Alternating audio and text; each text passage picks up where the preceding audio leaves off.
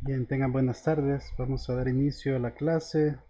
Eh, prácticamente nos quedamos en el principio número 2 sobre Jesucristo y estamos todavía en la lección número 3 sobre la obra de Jesucristo. En la clase pasada no llegamos hasta la diapositiva número 6, específicamente en el punto que está ahí en pantalla. Es sobre las evidencias de la resurrección de Cristo. Entonces, en este caso, el punto que nos compete ahorita es efectos que demandan una causa. O sea, para que algo se haya realizado, tuvo que haber habido algo que lo generara, o sea, una causa, el porqué de eso, ¿verdad? Entonces, vamos a ver algunos textos bíblicos de tal manera poder dar respuesta a ese efecto. Vamos a leer Mateo capítulo 28. Ah, aquí veo que dice del 11, 28, 11, pero no está. Bueno, vamos a abrirlo.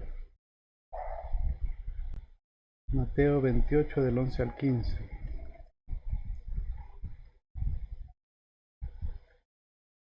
Vamos a leer en Reina Valera 1960.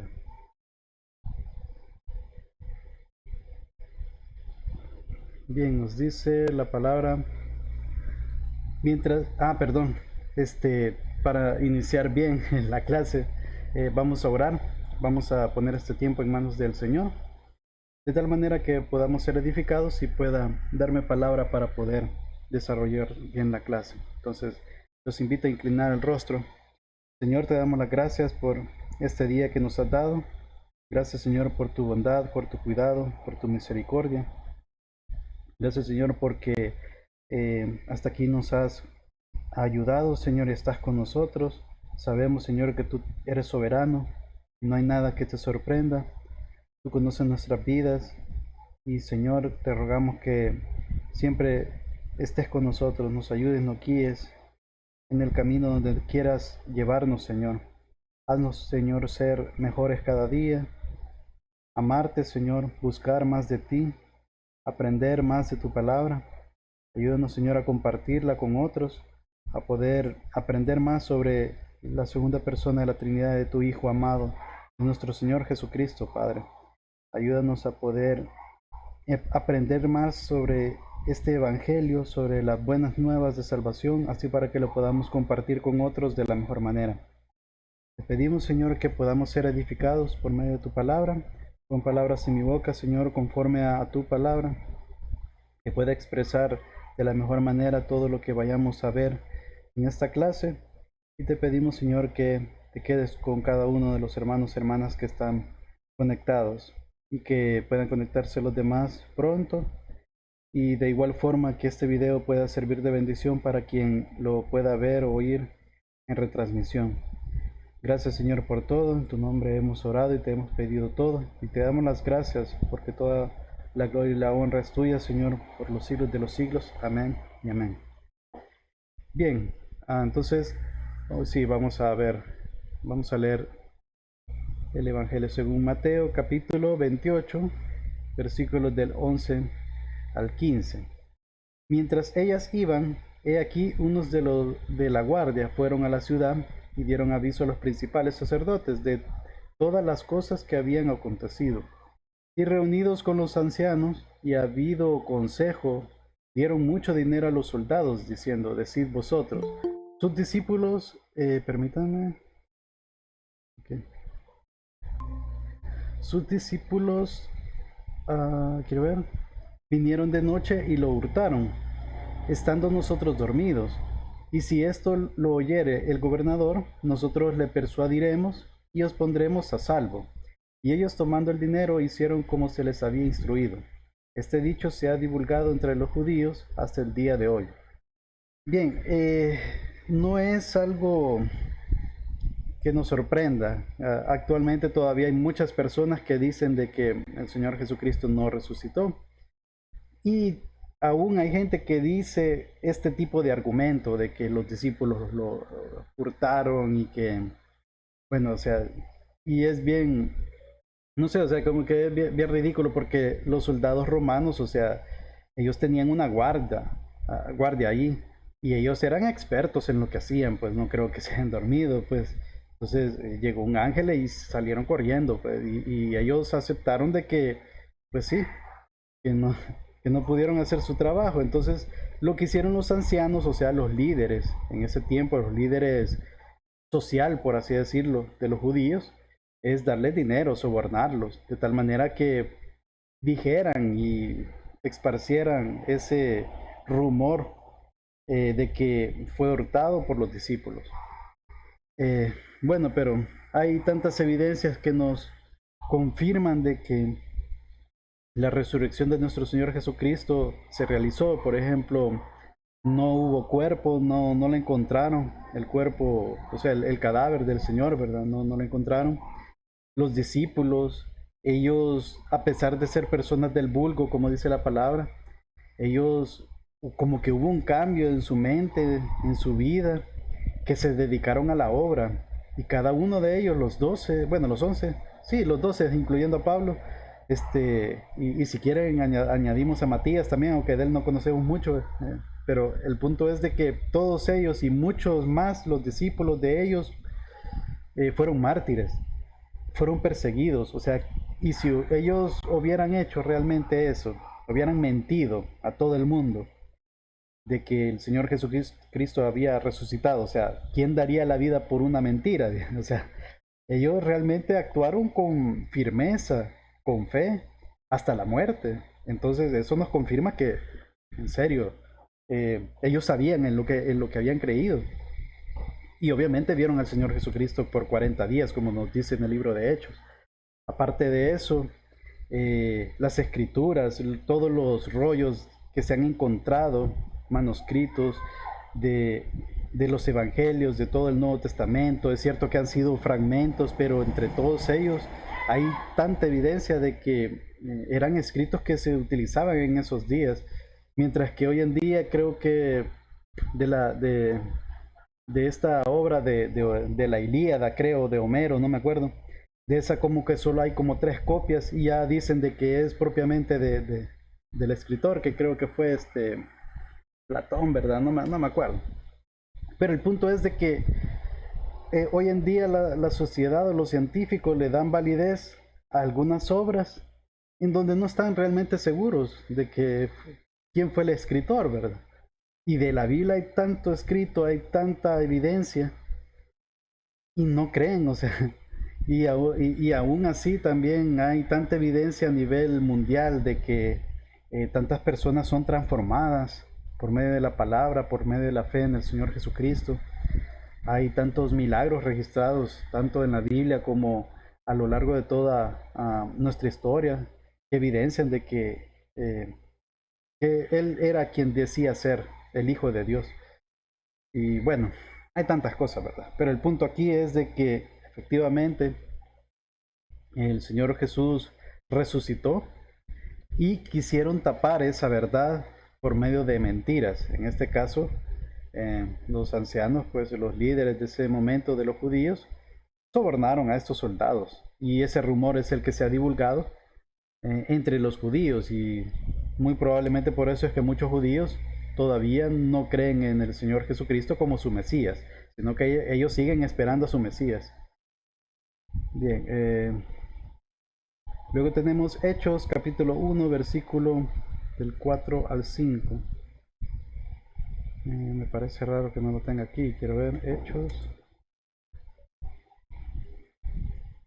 1 del 4, qué raro que no lo tengo quizás aquí. Hechos, bueno, Hechos 1 del 4 al 5.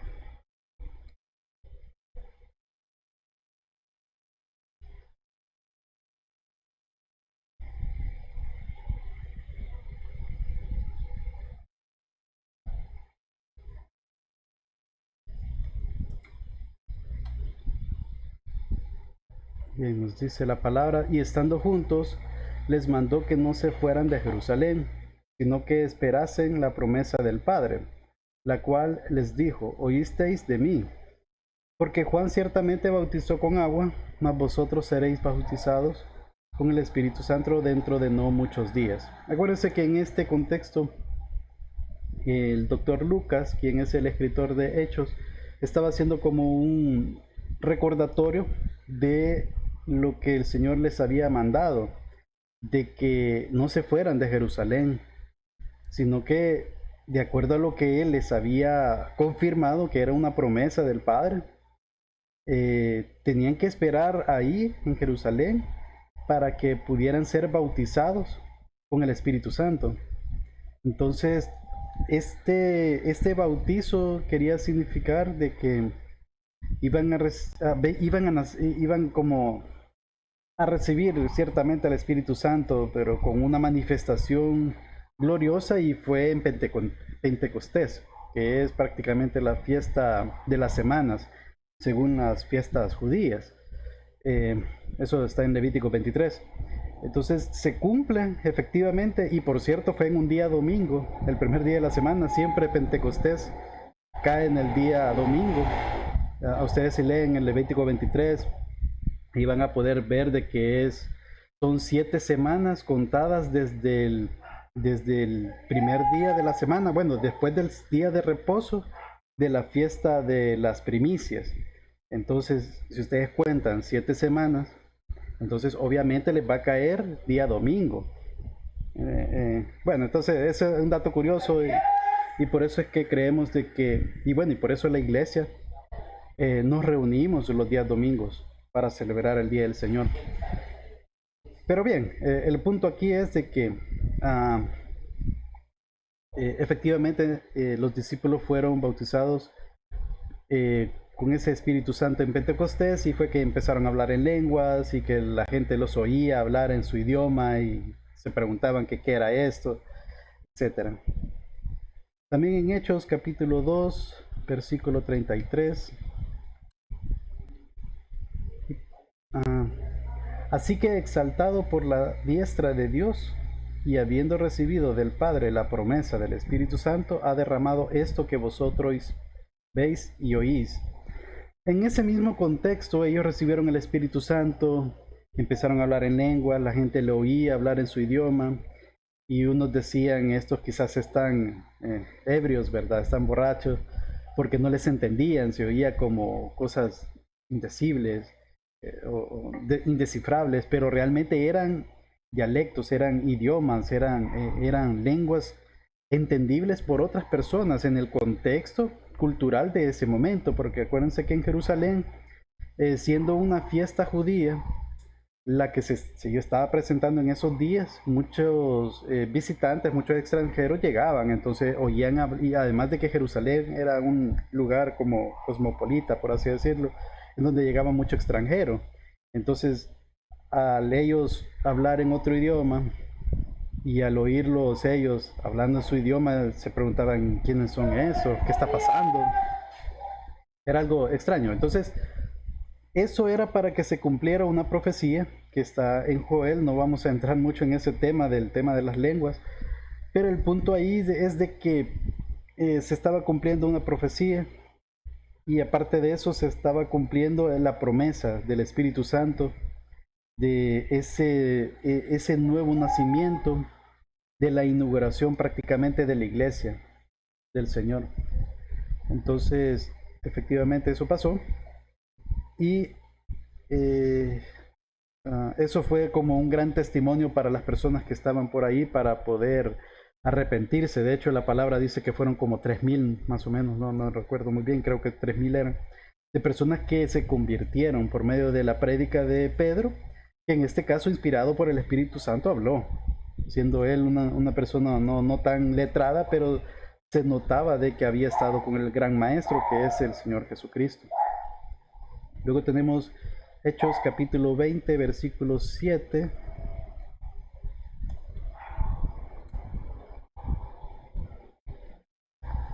Dice: el primer día de la semana, o sea, domingo, reunidos los discípulos para partir el pan, Pablo les enseñaba, habiendo de salir al día siguiente, y alargó el discurso hasta la medianoche.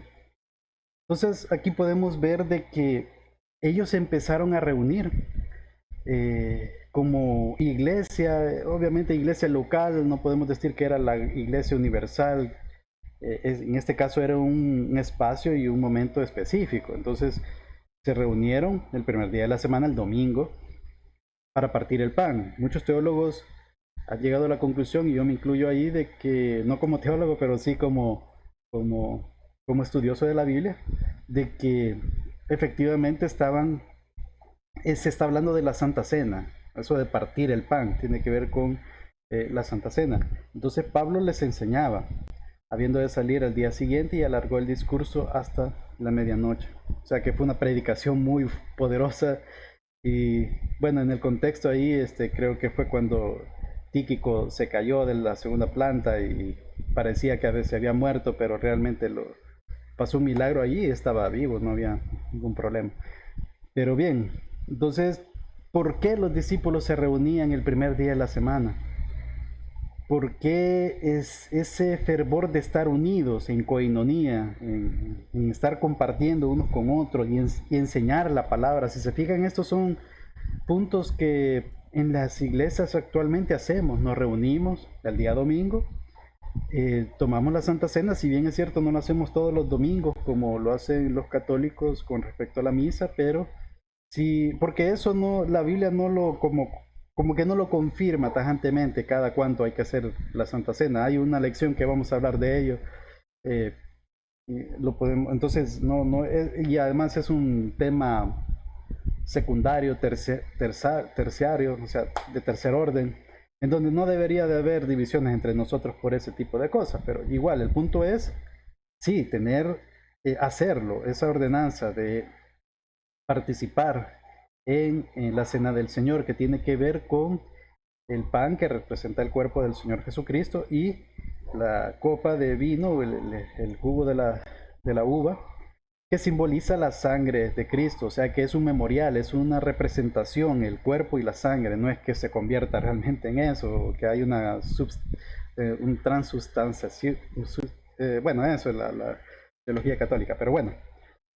El punto aquí es de que se reunían. Entonces, ¿por qué se reunían? Porque efectivamente ellos estaban con la convicción clara de que el Señor Jesucristo era quien decía ser el Hijo de Dios, que murió y además resucitó. Entonces ellos estaban, o sea, tenían tan claro eso que empezaron a reunirse, pues, como, como cristianos. De hecho, en Antioquía, en el mismo libro de Hechos, se menciona de que ahí se le empezó a decir cristianos por primera vez.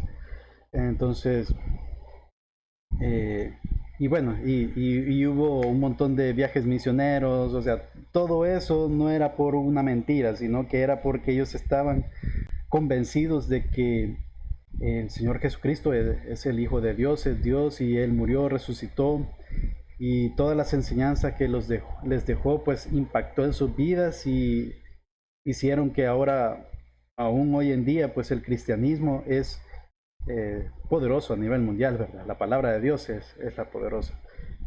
Entonces, y bueno, y por cierto, aprovechando este texto bíblico, un dato curioso, creo que desde el 7 o 5, no me acuerdo. Sí, desde aquí.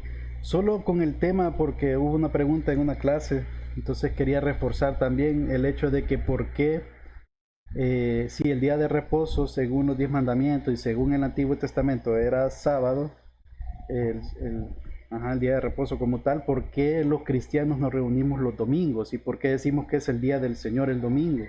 ¿Por qué descansamos el domingo?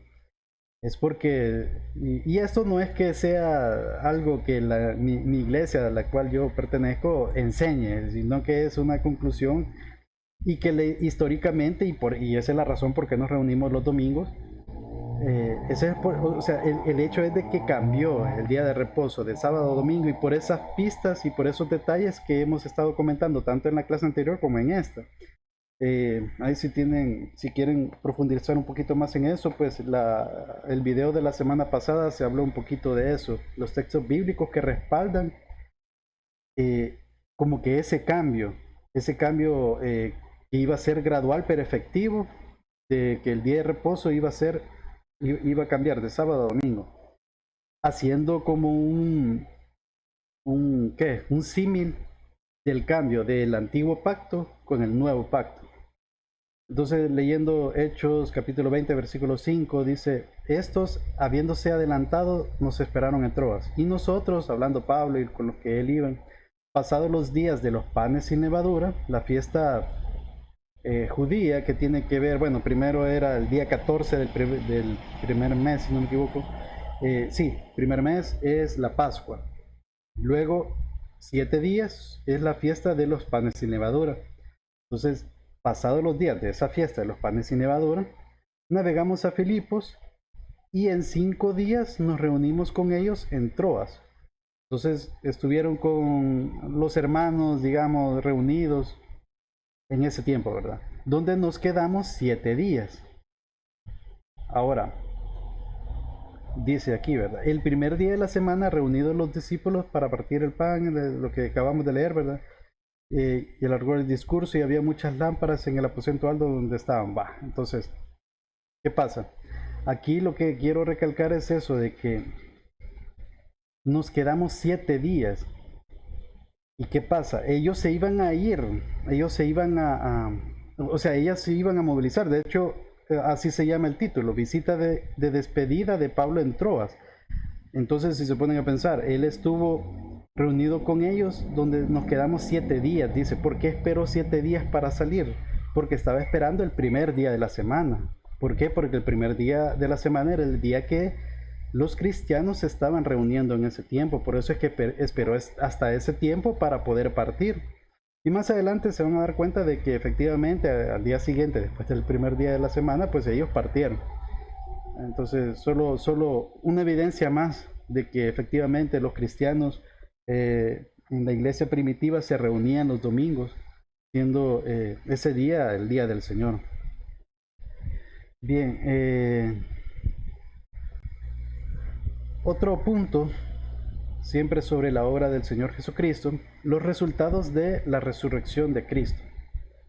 Entonces, como resultado de esta resurrección, es que obtuvo un nuevo cuerpo, algo así como un prototipo, un cuerpo eterno, un cuerpo celestial, que ya no iba a padecer ninguna enfermedad, que si bien ya no era, deduciendo, ¿verdad? Con los textos bíblicos del Nuevo Testamento, deduciendo, se puede ver que ya no es obligación el comer, o sea, por subsistir, digamos, porque ese cuerpo será inmortal. En el caso del Señor Jesucristo, pues Él es eterno como segunda persona de la Trinidad, pero al recibir el cuerpo humano aquí, al nacer, en encarnarse, en llamarse Jesucristo, Jesús, él se hace Dios hombre, o sea, 100% naturaleza divina y 100% naturaleza humana.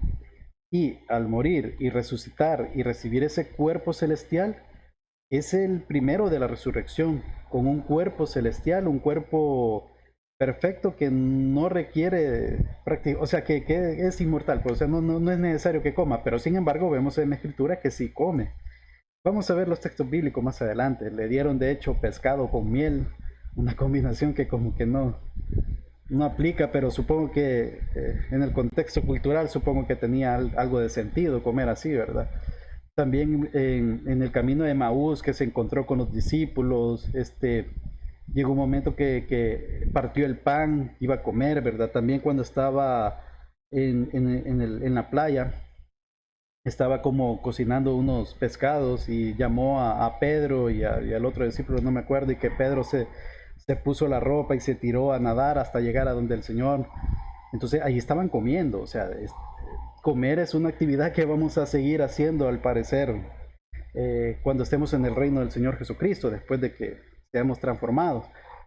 Eh, pero en fin, el punto aquí es de que Él tiene un cuerpo celestial, un prototipo. Curiosamente tiene las marcas de la crucifixión, los agujeros aquí, los orificios en las manos, en los pies, en el costado, por la lanza que se le atravesó. Entonces es algo curioso, ¿verdad? El cual tiene conexiones con su cuerpo terrenal, no resurrecto. ¿Qué tiene que ver con eso, con esas marcas? Las personas lo reconocieron. Si bien es cierto, hay textos bíblicos, por ejemplo, estos discípulos que estaban en el camino hacia Emaús, ellos se les juntó el Señor Jesucristo y ellos no lo reconocieron, pues si bien puede ser que estaban cegados espiritualmente los ojos, pero yo más creo que ese cuerpo glorificado que tenía, o sea, es perfecto en el sentido de que pues tenía buena apariencia, o sea, quizás ellos no lo reconocieron al momento y poco a poco, a medida él hablaba, les expresaba, hasta partió el pan en frente de ellos, pues, o sea, eso tuvo que haberles hecho clic y ellos reconocieron efectivamente que estuvieron con el Señor, ¿verdad? Y se los compartieron a los discípulos. Pero bueno, vamos a leer este pasaje de Juan capítulo 20. Vamos a ver si este sí lo tengo aquí. Juan 20, sí. Desde el versículo 19. Cuando llegó la noche de aquel mismo día, el primero de la semana, nuevamente, ¿verdad? El día domingo, estando las puertas cerradas en el lugar donde los discípulos estaban reunidos por miedo de los judíos, vino Jesús y puesto en medio, les dijo, paz a vosotros. Y cuando les hubo dicho esto, les mostró las manos y el costado. Y los discípulos se regocijaron viendo al Señor. Bien, esto lo mencioné en la clase anterior. Efectivamente, las apariciones del Señor Jesucristo en esos 40 días posterior a su resurrección fue en día domingo. Por lo menos los registros que tenemos en el Nuevo Testamento. Casualidad, no creo. Tiene que ver con siempre el cambio de día, ¿verdad? Sábado, domingo. Pero igual, este, características peculiares de que estando la puerta cerrada en el lugar, o sea que él prácticamente apareció ahí en medio de ellos. Una característica de un cuerpo glorificado, algo que no podemos comprender hasta ahorita y no sé si vamos a tener esa capacidad cuando estemos con ese cuerpo celestial nosotros, ¿verdad? En semejanza al Señor Jesucristo, obviamente no como Él, porque Él es el unigénito del Padre, pero sí está la promesa que vamos a recibir un cuerpo glorificado. Entonces, no sé si vamos a poder teletransportarnos, cosas así, ¿verdad? Pero el punto es de que apareció en medio de ellos y les mostró las manos y el costado. ¿Por qué? O sea, si él hubiera sido, si hubiera tenido el cuerpo perfecto, sin ninguna marca ni nada, ¿por qué las escrituras nos hubieran dado este testimonio de que les mostró las manos y el costado? Entonces, muy probablemente es porque tenía las marcas de la crucifixión. No porque, no porque, ¿qué? O sea, no porque falló, digamos, la transformación, ¿verdad? O que el cuerpo glorificado iba a tener un defecto. Por ejemplo, alguien que no tenga una mano, por ejemplo, y cuando llegue ese momento en que seamos transformados y tengamos ese cuerpo glorificado, uno podría pensar, bueno, entonces voy a seguir sin la mano, ¿verdad? Yo creo que no, yo creo que vamos a recibir un cuerpo íntegro, probablemente en una edad específica, no lo sabemos, la verdad que eso no, el único quien está en ese estado es el Señor Jesucristo, el primero, ¿verdad? Las primicias, dice la palabra, de la resurrección. Entonces, pero bueno, allí es de tener imaginación, ¿verdad? Yo me imagino muchas veces cosas así, pero el punto aquí es de que Él sí tiene las marcas de la crucifixión. ¿Por qué? Porque ese es el testimonio de la victoriosa, ah, ah, del victorioso plan que había con el Padre diseñado de salvación. Entonces, eh, esto pues nos tiene que hacer que meditemos mucho en eso, ¿verdad? Que Él prácticamente perdiendo ganó y nosotros ganamos por ese sacrificio de Él. Perdiendo en el sentido de que sufrió, pues, o sea, y murió, algo que es contraproducente. ¿Cómo nosotros vamos a ganar perdiendo, a ganar muriendo, sufriendo? Pero es algo que ya estaba planeado. Él llevó el peso de nuestros pecados, se hizo pecado por nosotros, muriendo por nuestros pecados, siendo Él perfecto. Entonces, bueno, aquí el punto es que lo reconocieron, lo vieron, vieron las marcas de él y efectivamente ellos llegaron a la conclusión que era el Señor. Luego tenemos, retuvo las heridas infligidas por la crucifixión. En el texto anterior, pues ahí se menciona. Creo que más adelante hay, en el versículo del 25 al 29, creo que hay algo más contundente. 25, 29, no está. Pero bueno.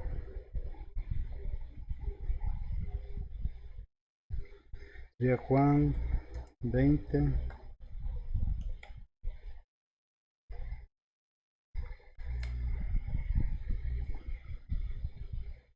Dice, le dijeron pues los otros discípulos, al Señor hemos visto. Él les dijo, si no viere en sus manos la señal de los clavos y metiere mi dedo en el lugar de los clavos y metiere mi mano en su costado, no creeré.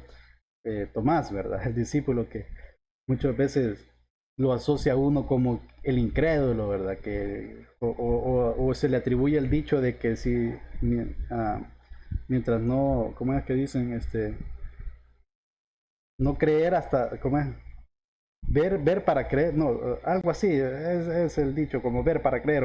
El sentido es de que él no creía porque no lo había visto con sus ojos y no lo había tocado, no lo había palpado. Entonces, en el versículo 26, 8 días después, esto es en el contexto, si se fijan en el texto bíblico, esto lo hablé la semana pasada también. En el versículo anterior se había dicho de que el primer día de la semana fue que se les apareció en medio de ellos y les mostró las manos y el costado, ¿verdad? Eso fue el día domingo. Entonces aquí dice, 8 días después, esto es como un decir, es como decir de hoy en 8. Significa que es el mismo, o sea, que es el domingo de la otra semana. Por eso les decía, o sea, qué casualidad que las apariciones del Señor Jesús siempre fue en domingo. No es casualidad. Entonces estaban otra vez sus discípulos dentro y con ellos Tomás. En este caso sí, ya estaba Tomás. Llegó Jesús estando las puertas cerradas, se repite la misma historia, o sea, apareció y se puso en medio y les dijo, pasa a vosotros. Y como Tomás no había creído, pues, o sea, habló con él directamente, pon aquí tu dedo y mira mis manos, y acerca tu mano y métela en mi costado, justamente lo que él había dicho que quería hacer para creer. Y le dijo, aún así, acuérdense que el Señor Jesucristo es Dios también. Entonces Él es omnipresente, omnisciente, Él sabe todo, está en todas partes. Entonces Él sabía de lo que había dicho Tomás anteriormente, por eso le dijo directamente eso. Y le dice, no seas incrédulo, sino creyente. Entonces Tomás respondió y le dijo, Señor mío y Dios mío. Una declaración que confirma de que el Señor Jesucristo es Dios, no es el primero de la creación, o es un ser creado, o es un profeta, un gran maestro, es Dios como tal. Ahí lo está diciendo claramente Tomás, y el Señor Jesucristo no se lo impidió, no le dijo, estás equivocado, o me estás atribuyendo algo que no es, sino que Jesús le dijo, porque me has visto, Tomás, creíste. Bienaventurados los que no vieron y creyeron. En este caso, pues ahí vamos nosotros incluidos, ¿verdad? Somos bienaventurados, doblemente benditos, porque a pesar de que no vivimos ese tiempo, no tocamos al Señor Jesús como estos discípulos, pues nosotros tenemos la fe totalmente puesta en que todos estos hechos pasaron y tenemos la fe puesta en nuestro Señor Jesucristo que está a la diestra del Padre. Luego tenemos Apocalipsis capítulo 5 versículo 6.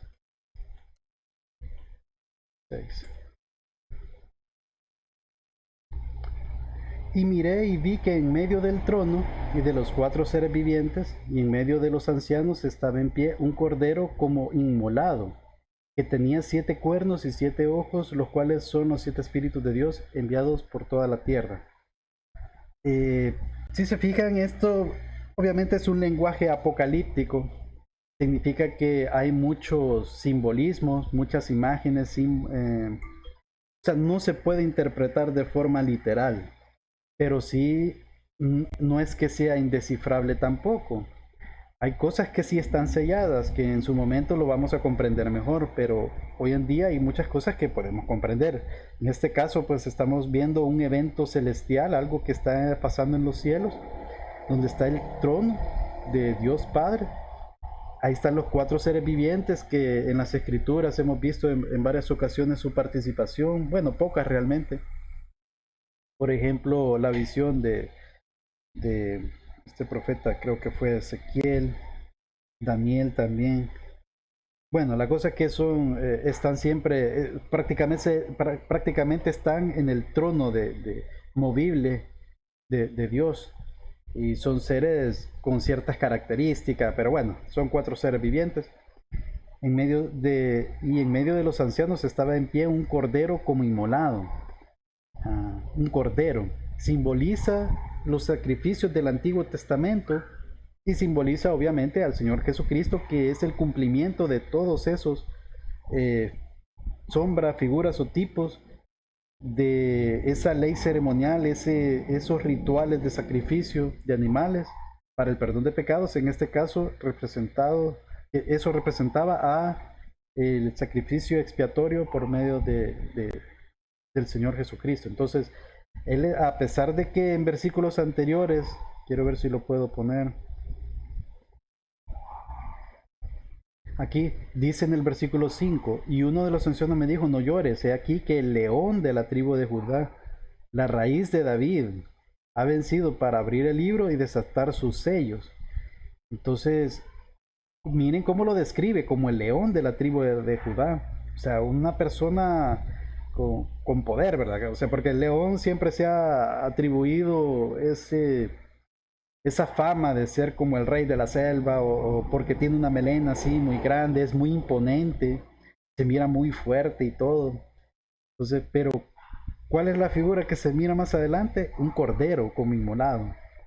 Una ovejita, un cordero es un animalito bien sencillo, bien humilde hasta cierto punto, en el sentido que es bien dócil, es miedoso y todo, pero porque representaba ese sacrificio. Él es el león de la tribu de Judá, pero en esa primera venida del Señor Jesucristo aquí a la tierra, pues Él vino a cumplir esta obra de morir por nuestros pecados, de ser el sacrificio vivo, el cordero sin manchas, para poder nosotros alcanzar esa salvación por medio de la fe en Él.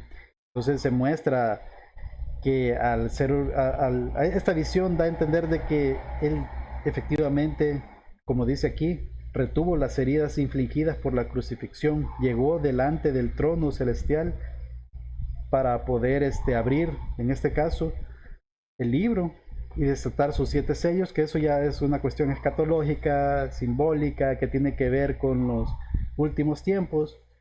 Eh, Ustedes ya saben, ¿verdad? Cuando sean esos años de tribulación o días de tribulación, no sabemos, bueno, probablemente años. Bien, los resultados de la resurrección de Cristo.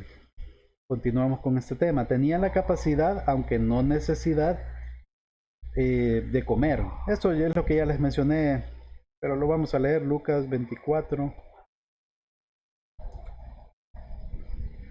del 30 al 33 y del 41 al 43.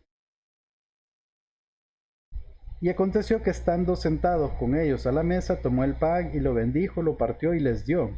Entonces les fueron abiertos los ojos. Este es el momento que les mencioné, los discípulos que iban camino de Maús y encontraron al Señor Jesucristo. Él iba a pasar de largo, pero ellos le rogaron de que se quedaran con ellos. Y bueno, él aceptó. Entonces se quedaron, se sentaron a la mesa, el Señor Jesucristo tomó el pan, lo bendijo, lo partió. Justamente aquí les llegó un déjà vu, ¿verdad? Algo así como esto ya lo viví. Y se acordaron de él. Y ahí dice, fueron abiertos los ojos y le reconocieron, mas él se desapareció de su vista. Una teletransportación o no sé, no entendemos esa parte. Y se decían el uno al otro, no ardía nuestro corazón en nosotros mientras nos hablaba en el camino y cuando nos abría las escrituras. Y levantándose en la misma hora volvieron a Jerusalén y hallaron a los 11 reunidos y a los que estaban con ellos y hablaron de todas estas cosas, ¿verdad? Eh, Ahí no se mira claramente que comió, sí lo partió y lo bendijo y les dio. Le fueron abiertos los ojos y desapareció, pero hay un texto que es un poco más contundente. Quiero ver. ¿Dónde está? 41 y 43. No me lo reconoció. Quiero ver. Ah, que le puse 2 puntos. Ajá. Y como todavía ellos de gozo no lo creían y estaban maravillados, les dijo, ¿tenéis aquí algo de comer? Eso es creo que es la segunda vez que se les presentó el Señor Jesucristo en medio, como estaban en un lugar cerrado, ¿verdad? No sé si es la primera o la segunda, habría que ver los textos. Pero el punto es de que estaba ahí y ellos estaban maravillados, no, o sea, estaban, no sé, o sea, no sé en qué situación emocional habrán estado, que tanto así que el Señor Jesucristo, para mostrarles que Él no era un fantasma, que Él era de carne y hueso, les dijo, ¿tenéis aquí algo de comer? Entonces le dieron parte de un pez asado y un panal de miel. Y él lo tomó y comió delante de ellos. Es lo que les mencionaba, que esa combinación, pues no sé, yo como no soy muy así, muy gourmet, ¿verdad? Yo como normalmente no pido cosas extrañas, ni siquiera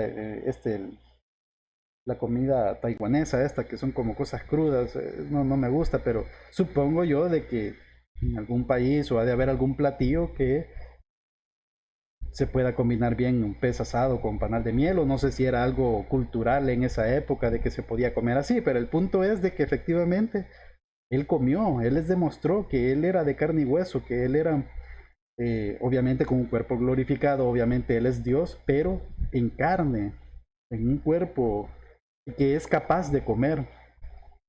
Y es, bueno, y para demostrar de que no era un fantasma tampoco, porque inclusive posteriormente a esto surgieron grupos heréticos que decían de que el Señor Jesucristo era un holograma, como que era un fantasma o era algo, un espíritu, decían, que no, o sea, que había resucitado, pero realmente era un espíritu, no era de carne y hueso.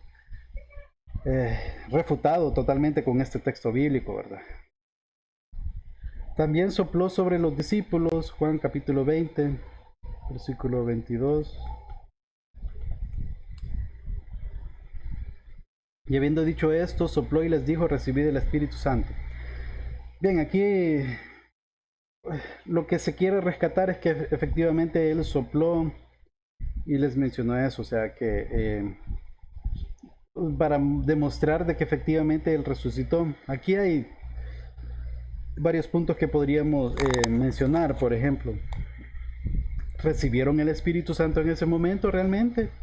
¿O era un símbolo de lo que iba a pasar en Pentecostés?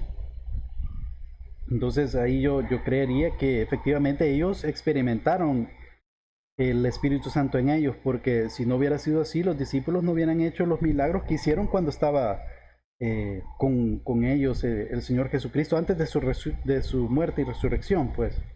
Ellos hacían milagros, echaban fuera demonios, o sea, les dio potestad el Señor Jesucristo para hacer eso, obviamente porque estaba el Espíritu Santo con ellos, pero este recibimiento del Espíritu Santo iba a ser algo un poco diferente, iba a morar el Espíritu Santo con ellos. No solo iba a venir así como en el Antiguo Testamento, por ejemplo, el rey Saúl. El rey Saúl recibió el Espíritu Santo, él profetizó y hizo varias cosas, eh, y estuvo el Señor con él, pero de repente él, o sea, hizo cosas, desobedeció al Señor en 2 ocasiones muy fuertemente y el Espíritu Santo se alejó de él. Inclusive recibió un espíritu maligno, de tal manera que con el sonido del arpa, con música que tocaba David, él se tranquilizaba.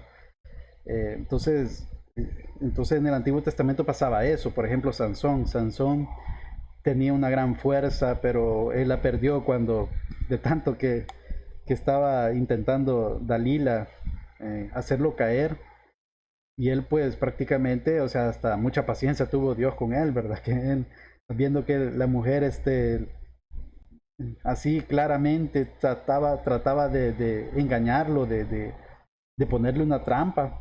Y pues sí, y no podemos juzgarlo porque muchas veces uno de hombre también cae en ese tipo de cosas, ¿verdad? Por lo que uno ve con los ojos, por el amor, o el amor así muy carnal que se diga, pero igual, el punto es de que efectivamente el Espíritu Santo llegaba, se posaba y se retiraba de las personas en el Antiguo Testamento. Pero este acontecimiento iba a ser de que el Espíritu Santo iba a morar en el creyente. Entonces, es una gran diferencia entre el antiguo pacto y este nuevo pacto, que íbamos a recibir un nuevo corazón, que iba a ser circuncidado la carne de nuestro corazón internamente, no externamente. La visión de los huesos secos que iban a recibir carne, es como eh, ¿qué? Una analogía o una visión, un simbolismo de ese nuevo nacimiento, de poder vivir de nuevo. Pero bueno, el cuerpo tenía carne y huesos para comprobar que él no era únicamente un espíritu, que se manifestaba en forma visible. Entonces eso es el punto ahí, de que el Señor Jesucristo recibió ese cuerpo de carne y hueso. Obviamente no es igual al nuestro, es un cuerpo glorificado, es un cuerpo celestial, pero que sigue siendo humano. Eso es la parte muy curiosa de todo esto. Sigue siendo humano, sigue siendo Dios, con un cuerpo muy especial, ¿verdad? Lucas capítulo 24, 39 al 40. Mirad mis manos y mis pies, que yo mismo soy, palpad y ved, porque un espíritu no tiene carne ni huesos, como veis que yo tengo. Ahí lo dice literalmente, él tiene carne y tiene huesos, o sea, tiene un cuerpo. Eh, muchos, bueno, los antiguos, los platónicos, bueno, el gnosticismo, miran como que la carne es mala y el espíritu es bueno. Y realmente Dios desde el inicio creó a Adán y Eva con carne y hueso, o sea, de carne y hueso y con su alma, pues, con su espíritu. Eh, no es que el cuerpo sea malo, sí, después de la caída, esa imagen y semejanza fue distorsionada, pero no es porque en un principio haya sido malo, sino que fue por el pecado, ¿verdad? Que entró el pecado en nuestro, bueno, en Adán y Eva, y de ahí para allá todos los demás, incluyéndonos nosotros, pues nacimos con esa naturaleza pecaminosa, pero no es que en sí la carne y los huesos, el cuerpo en sí sea malo. Eh, entonces, en este caso, el cuerpo del Señor Jesucristo, obviamente es glorificado, pues era de carne y hueso y, eh, y era palpable por los discípulos. Ahí lo demostró, ahí pues hay evidencia de eso. Y diciendo esto, les mostró las manos y los pies y tenía las marcas de ese, esa pasión eh, que sucedió, ¿verdad? Bien, quiero ver qué hora son. 6:22. Bueno, ya terminamos se arruinó el video. Aquí hay un video bien interesante que habla sobre la evidencia de la resurrección de Cristo a nivel documental. Se los voy a compartir por WhatsApp porque creo que se ha roto el enlace. Pero ya lo voy a encontrar. Yo creo que tengo el nombre por ahí. Varias personas resuben los videos de este tipo, ¿verdad? Entonces voy a compartírselos por WhatsApp, lo voy a buscar. Entonces, por el momento, pues esto es la lección. No sé si tienen algún comentario, alguna duda, alguna pregunta, hermanos.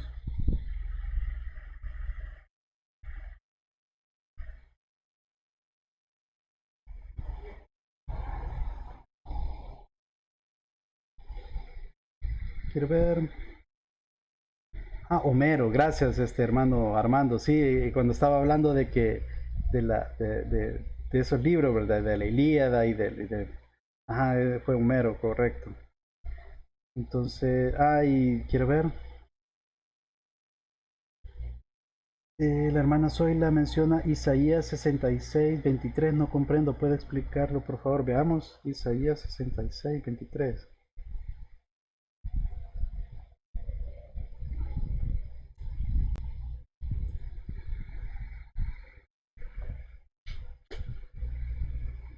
Y de mes, aquí está. Y de mes en mes y de día de reposo en día de reposo vendrán todos a adorar delante de mí, dijo Jehová. Sí, es que este texto creo que es escatológico, ¿verdad? Permítame, quiero ver 23. Porque como los cielos nuevos y la nueva tierra que yo hago permanecerán delante de mí, dice Jehová, así permanecerá vuestra descendencia y vuestros nombres. Y de mes en mes y de día de reposo, y el día, vendrá todo a adorar delante de mí. Acuérdense que yo no niego el día de reposo.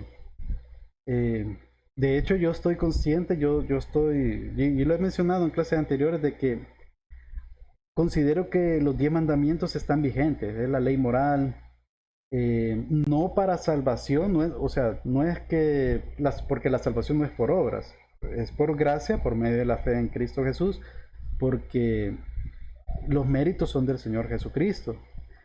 Él fue el que pagó el precio por nuestros pecados y nosotros somos aceptos delante de Dios por medio de Él.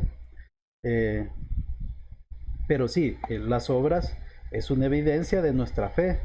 Como dice en Santiago, ¿verdad? Que la fe sin obras es muerta, efectivamente, es correcto. O sea, una persona que ha nacido de nuevo va a demostrar a lo largo de su vida, porque es un proceso, la santificación por medio del Espíritu Santo que mora en nosotros, va transformándonos poco a poco y estamos en ese proceso de santificación, ¿verdad? Que dura toda la vida, pero bueno, vamos mejorando, haciendo buenas obras poco a poco, ¿verdad? Y haciendo, porque esas buenas obras Dios las ha puesto de antemano para que andemos en ellas, como dice en Efesios capítulo 2, ¿verdad? Pero el punto aquí es de que yo lo que menciono es de que el día de reposo cambia en el nuevo pacto. Ya no es el día sábado, sino es el día domingo.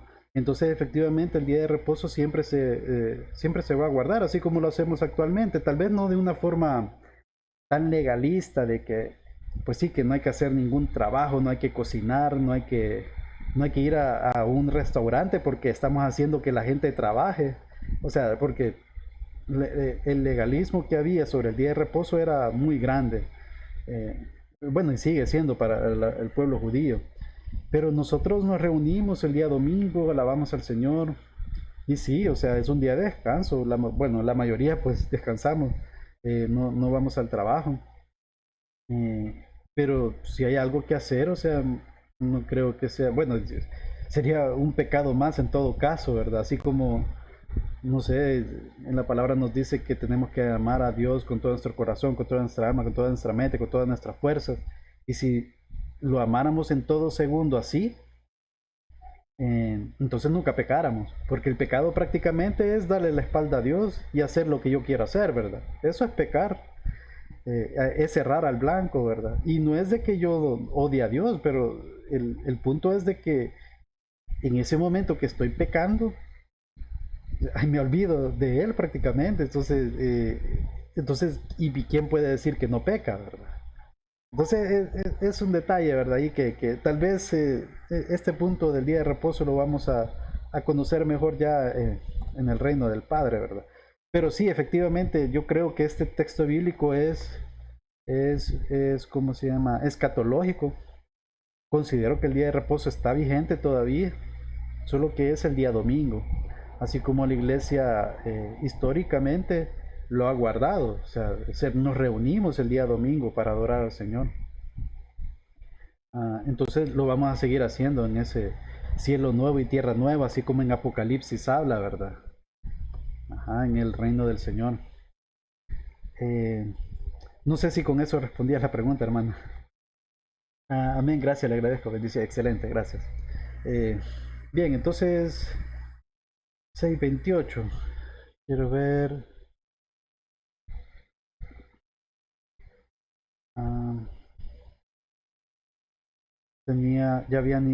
ya tengo la presentación de la otra lección, pero quizás lo vamos a ver la otra semana para ir con calma y no adelantar.